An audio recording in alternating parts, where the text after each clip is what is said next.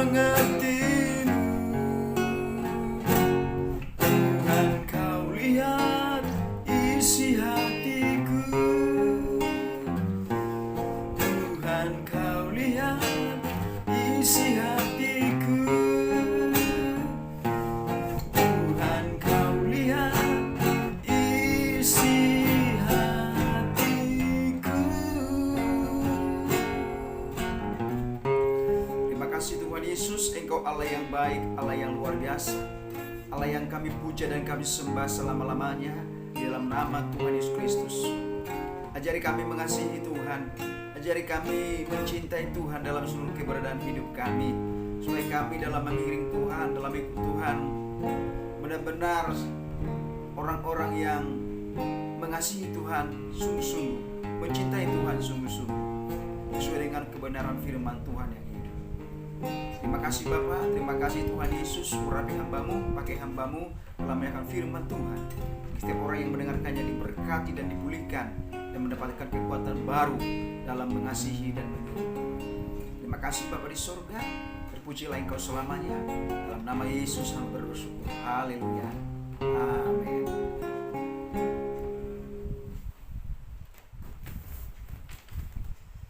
Salam Bapak Ibu Saudara yang dikasihi Tuhan, dimanapun kita berada. Kembali bersama dengan saya menyampaikan kebenaran firman Tuhan buat kita semuanya, yaitu tentang mengasihi Tuhan dan sesama. Mengapa Tuhan mengajarkan kita untuk mengasihi Tuhan dan sesama?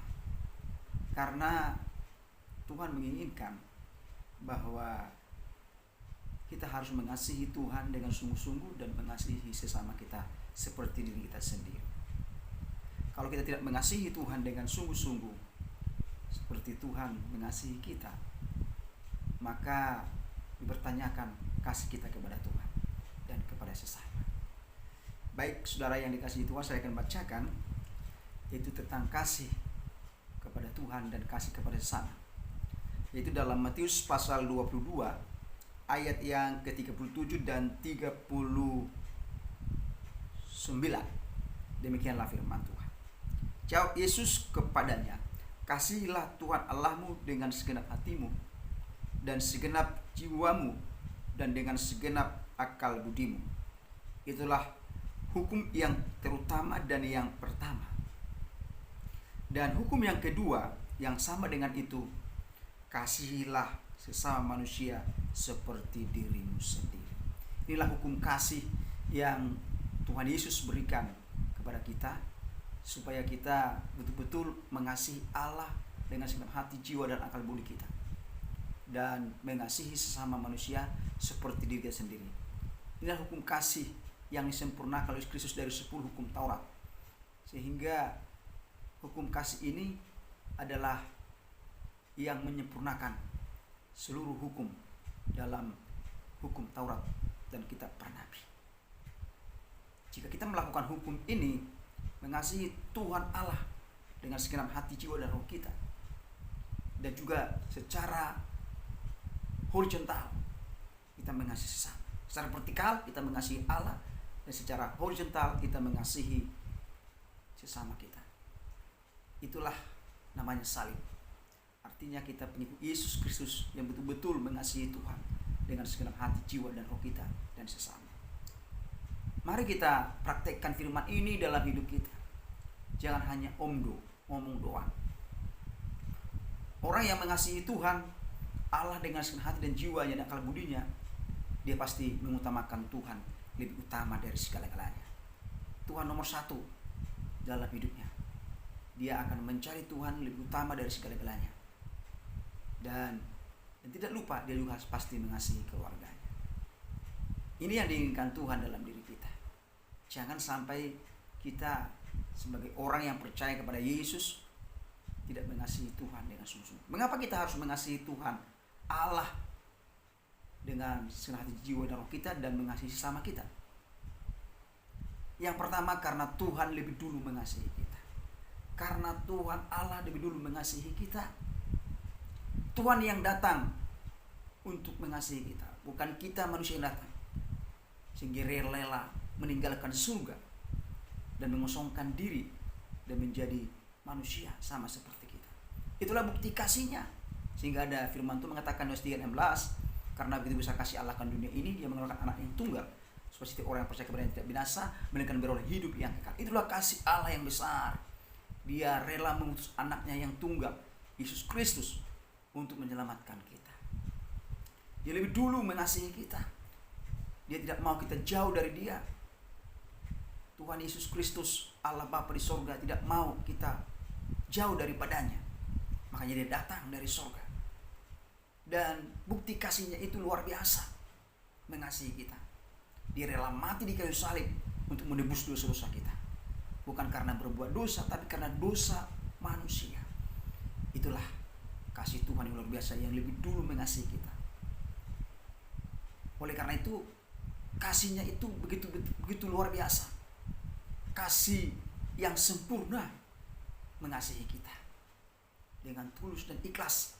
Yesus Kristus mati di kayu salib supaya kita tidak berdosa, supaya tidak binasa, melainkan beroleh hidup yang kekal di dalam Yesus Kristus Tuhan. Itulah kasih Allah yang luar biasa itu. Kasih Tuhan Yesus Kristus. Yaitu kasih agapao dalam bahasa aslinya Yunani.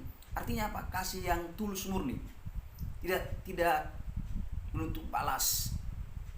Kasih yang tidak bersyarat. Kasih yang murni. Itu dia rela disalibkan untuk menebus dosa-dosa kita, untuk menyelamatkan kita. Itulah kasih Allah, itu luar biasa. Maka jangan pernah kita melupakan kasih Kristus yang mengasihi kita. Jangan kita pernah melupakan pengorbanan Yesus dan kasih Allah yang telah menyelamatkan kita.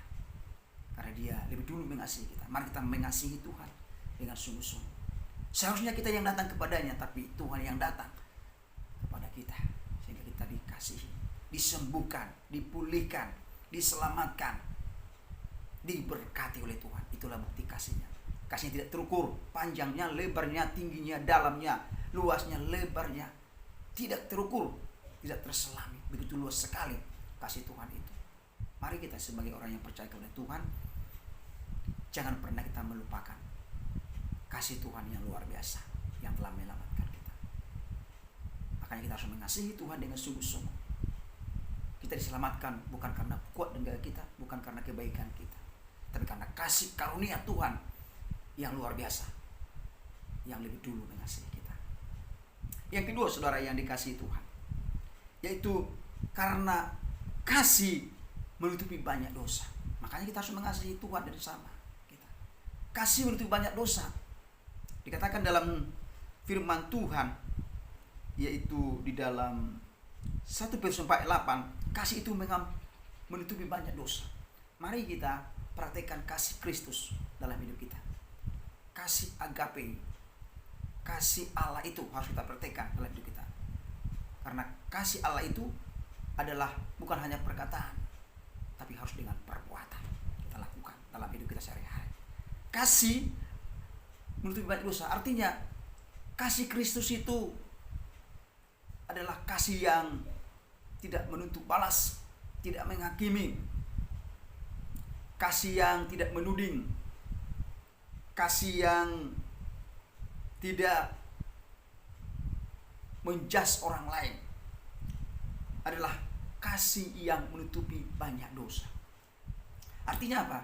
Kita tidak melihat kekurangan dan kelemahannya, tapi kita bisa datang mengampuninya. Kita tulus mengampuni orang itu yang bersalah kepada kita, dan tidak mengingat kesalahan orang lain, tidak mengingat perbuatan kesalahan orang lain, tapi kita menghapus semua dosa-dosanya. Kita katakan, sudah, saya tidak akan ingat lagi perbuatan itu. Bertobatlah.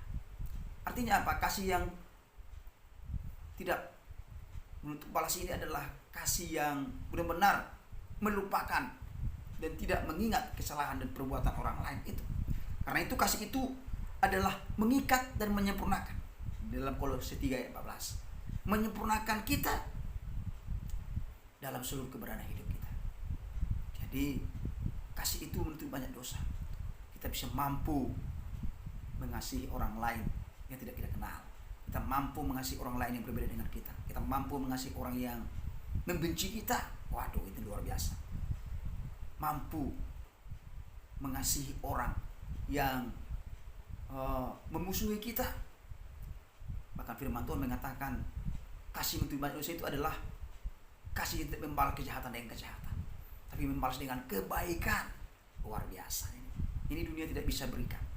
Di mana firman Tuhan mengatakan, jika ada yang menampar pipi kananmu, beri pipi kirimu. Jika ada mengajak engkau berjalan 1 mil, berjalan 2 mil. Berikan yang excellent. Artinya apa? Tidak menuntut balas. Itulah kasih agape, kasih Allah yang menuntut banyak dosa. Mari, kasih yang untuk banyak dosa itu tidak menjelek-jelekan, tidak memberikan dosa-dosa orang lain, tidak mencari kesalahan orang lain. Ini kasih. Kasih yang menutupi banyak dosa itulah kasih yang selalu memperbaiki kesalahan orang lain, mengingatkan dengan firman Allah, dengan kasih Kristus, sehingga tidak jauh dari Tuhan. Dia mengingatkan dengan kasih sehingga dia kembali kepada Tuhan, dan tidak memberikan kesalahan orang lain kepada orang lain, tidak memberikan kesalahannya kepada orang lain, kesalahan orang lain itu kepada orang lain, tidak, tapi dia menutupinya dengan kasih Kristus dan mengampuninya dengan tulus. Inilah kasih yang banyak menutupi banyak dosa. Karena dia tahu saya juga mempunyai kelemahan dan kekurangan. Dia seorang pun yang sempurna dalam hidup ini. Hanya Yesus yang sempurna dalam kasihnya itu. Hari Yesus juga begitu, tidak melihat perbuatan dosa kita, tidak melihat kesalahan kita. Ketika datang kepadanya, dia akan mengampuni kita. Bahkan dikatakan kalau ada saudara kita terbenci, tidak mengasihinya, dia adalah seorang pembunuh manusia. Dalam 1 Yohanes 3:15. Ini, mari kita mengasihi Tuhan dengan sungguh-sungguh dan mengasihi sesama kita. Harus mengasihi saudara kita, famili kita, keluarga kita, bahkan orang lain dengan kasih agape yang tadi, kasih Kristus itu. Yang terakhir, Bapak Saudara yang dikasihi Tuhan, yaitu tanpa kasih semua yang kita lakukan sia-sia. Dalam 1 Korintus 10:13 dikatakan di situ, sekalipun aku mempunyai bahasa malaikat, bahasa manusia, bahasa malaikat dalam dunia ini, bahkan saya memiliki yaitu karunia, bisa bernubuat, bisa melakukan mujizat, bahkan bisa memindahkan gunung, bahkan memiliki pengetahuan yang luar biasa. Semuanya itu tidak ada faedahnya, tidak berguna kalau saya tidak memiliki kasih Kristus. Semuanya sia-sia tanpa kasih Kristus. Oleh karena itu, kasih Kristus itu harus ada dalam diri kita. Kita simpan di hati kita, kita simpan dan kita praktekkan. Jangan hanya omdu, jangan hanya doang. Oleh karena itu, kasih Kristus itu harus sempurna dalam kita lakukan. Kalau tidak dilakukan, sia-sialah. Jadi kalau ada saudara kita melakukan kesalahan tapi tidak mengampuninya, tidak mengasihinya, sia-sialah apa yang kita lakukan. Tidak ada gunanya. Kasih itu tidak berkesudahan. Nubuat berkesudahan karena berkesudahan, tapi kasih Kristus, kasih Allah itu tidak berkesudahan. Mari kita sebagai orang yang percaya kepada Tuhan, jangan sampai kita tidak melakukan kasih Kristus ini. Jangan seperti orang Farisi, dia tidak praktekkan kasih Kristus. Tidak praktekkan seperti orang Samaria. Ada seorang yang disamun, tapi orang Samaria yang menyelamatkan, tapi oleh orang Farisi tidak. Cuma dalam perkataan, tapi dilakukan. Jangan saudara, sia-sia kasih kita. Kasih Kristus itu harus kita praktekkan bagi sesama kita, bukan hanya perkataan, sehingga tidak sia-sia kasih Kristus itu. Oleh karena itu, kita harus mengasihi Tuhan dengan sungguh-sungguh dan sesama kita, karena Tuhan lebih dulu mengasihi kita, karena Allah itu adalah kasih, dan Dia telah dulu mengasihi kita. Dan kasih Kristus itu adalah menutupi banyak dosa, menutupi kesalahan kita, menutupi perbuatan kita. Ketika datang dengan kerendahan hati, minta ampun di hadapan Tuhan, akan disucikan dan dihapus. Dan kita juga lakukan kepada sesama kita. Dan yang terakhir, tanpa kasih semuanya sia-sia. Mari kita praktekkan, kita tunjukkan bagi orang lain, dengan peduli, dengan mengampuni, dengan care kepada orang lain, dan tidak mengingat kesalahan perbuatan. Ini yang saya bagikan, biarlah firman Tuhan ini meneguhkan dan menguatkan iman kita dimanapun kita berada, sehingga kasih agapeo, kasih Tuhan itu selalu ada dalam diri kita. Bukti kita mengasihi Tuhan apa, saudara ya? Gampang saja, sederhana saja. Kita menuruti perintah-perintah. Kita menuruti apa yang Tuhan perintahkan. Itu bukti kita mengasihi Tuhan. Kita taat dan setia. kita mengasihi Tuhan, kita melayani Tuhan dengan sungguh-sungguh, kita beribadah kepada Tuhan dengan sungguh-sungguh, kita mencari jiwa dengan sungguh-sungguh, kita menjadi berkat bagi semua orang, itu bukti kita mengasihi Tuhan. Kita tidak kompromi dengan dosa, itu bukti kita mengasihi Tuhan. Kita benci dosa, kita hidup dalam kekudusan dan kebenaran, itu bukti kita mengasihi Tuhan. Mari kita praktekkan kasih ini, kasih kepada Tuhan Allah dengan senang hati dan sesama kita, maka semua yang kita lakukan tidak sia-sia, tidak percuma. Tuhan ditinggikan dan dipermuliakan dalam seluruh keberadaan hidup kita. Terima kasih Tuhan Yesus Kristus, biarlah firman-Mu menerjemahkan lebih dalam lagi Roh-Mu yang kudus bagi setiap orang yang mendengarkannya. Setiap orang yang mendengarkannya dipulihkan dengan kasih Kristus, dengan kuasa Tuhan, dengan Roh-Mu yang kudus. Kasih-Mu mengampuni kami, kasih-Mu menyempurnakan kami dan ingat kami, sehingga kami ada kesatuan hati, ada mujizat Tuhan ketika kasih Kristus adalah hidup kami. Terima kasih Bapa, terima kasih, biarlah kasih agape yang tidak menuntut balas, tidak balas dendam, tapi kasih yang tulus dan murni kami praktekkan dalam hidup kami. Karena Tuhan lebih dulu mengasihi kami, dan kasih itu untuk banyak dosa, dan tanpa kasih semuanya sia-sia. Terima kasih Bapa di sorga, terima kasih.